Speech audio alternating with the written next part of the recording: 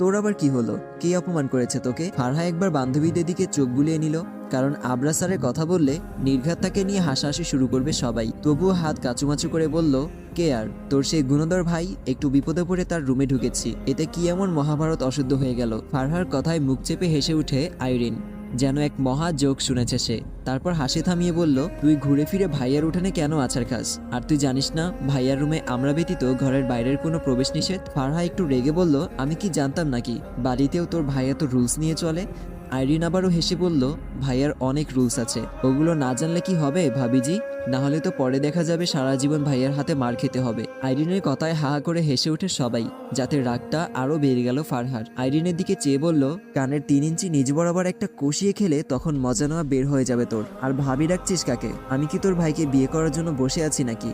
ফারহার কথায় আবারও হেসে উঠে সবাই। ফোন হাতে একপাশে চলে গেল ফারহা। বাসা থেকে মা ফোন করেছে আজ বাসায় ফিরবে কিনা তা জিজ্ঞেস করতে। যেহেতু আজ গায়ে হলুদ কাল বিয়ে, তাই বান্ধবীরা সবাই একসাথেই থাকবে, তাই আজ আর যাওয়া হবে না, তবে ভাইয়া হয়তো যেতে পারে। ফোন রেখে আসার সময় হঠাৎ চোখে পড়লো একটা ছেলে আর একটা মেয়ে একে অপরকে জড়িয়ে ধরে গভীরভাবে চুম্বন করছে। যখন খেয়াল করলো ছেলেটা আর কেউ না, তারই ভালোবাসার মানুষ সাদাফ, মুহূর্তেই বুকটা কেঁপে উঠে তার। জেগে উঠে এক তীব্র কষ্ট। সাদাফের সাথে 2 বছরের সম্পর্ক থাকার পর যখন বছরখানেক আগে ব্রেকআপ হয়েছিল, তখন খুবই আবেগপ্রবণ ছিল ফারহা। গত রাত জেগে কেঁদেছিল, তার কোনো হিসেব নেই। ওই দিনের কথা মনে পড়তেই বুকটা এখনো শূন্য মনে হয় তার। সবই ঠিকঠাক ছিল, বাট একদিন সাদাফ তাকে বলল তার সাথে রুম ডেটে যেতে হবে, কিন্তু তার সরাসরি না বলে দেয় ফারহা। সে বিয়ের আগে এই ধরনের কোনো সম্পর্কে জড়াবে না। আর ওই দিনই সাদাফ একটা কথা বলল, হয়তো তার কথা মেনে নিবে, নয়তো ব্রেকআপ। ফারহা কয়েকদিন কান্নাকাটি করে সাদাফকে অনেকভাবে বোঝানোর ট্রাই করেছিল, কিন্তু সাদাফের একটাই কথা, হয়তো রুম ডেট নয়তো ব্রেকআপ।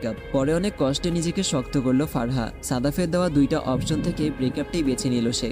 সরে গেল সাদাফের জীবন থেকে। কিন্তু আজ 1 বছর পর হঠাৎ সাদাফকে দেখে, তাও আবার এই অবস্থায়। সে নিজেও জানে না প্রাক্তনের জন্য কেন তার এত কষ্ট হচ্ছে।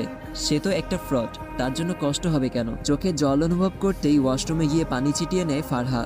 মুখ মুছে নিজেকে স্বাভাবিক করে বেরিয়ে আসে। তখনই সাথী এসে তাকে ডেকে নিয়ে গেল। আইরিনকে মেহেদি পরাতে হবে, কারণ ফারহা খুব ভালো মেহেদি পরাতে পারে। আইরিনের হাতে খুব যত্ন করে মেহেদি পরিয়ে দিল সে। তখনই পাশে এসে দাঁড়ায় আবরার। আইরিনের মেহেদি পরা হাতের দিকে তাকিয়ে রইল। আইরিন একটু হেসে বলল, দাঁড়িয়ে আছো কেন ভাইয়া? আমার পাশে বসো। আইরিনের পাশে বসে আবরার মাথায় হাত বুলিয়ে বলল, খুব সুন্দর লাগছে আমার পুচকি বোনটাকে। আইরিনের হাতে মেহেদি পরানো শেষ হলে ফারহার দিকে চেয়ে আইরিন বলে, নে এবার ভাইয়াকেও আমার মতো করে সেম ডিজাইনে মেহেদি এঁকে দে। আবরার একটু ভ্রুকুচকে বলল, আমি কেন মেহেদি লাগাতে যাব? বিয়েটা তোর, আমার না।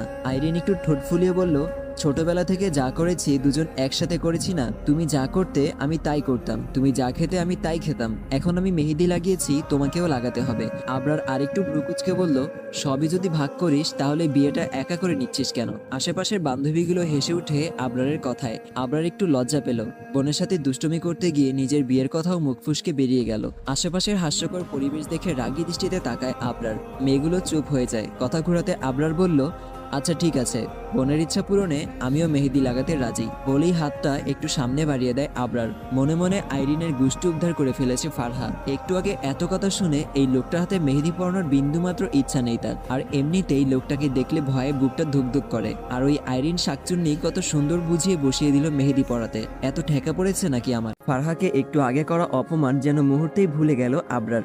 মেহেদি পরানোর জন্য হাত বাড়িয়ে দিল ফারহার দিকে, কিন্তু ফারহা ভুলেনি কিছুই। মুখ ঘুরিয়ে অন্যদিকে তাকিয়ে রইল।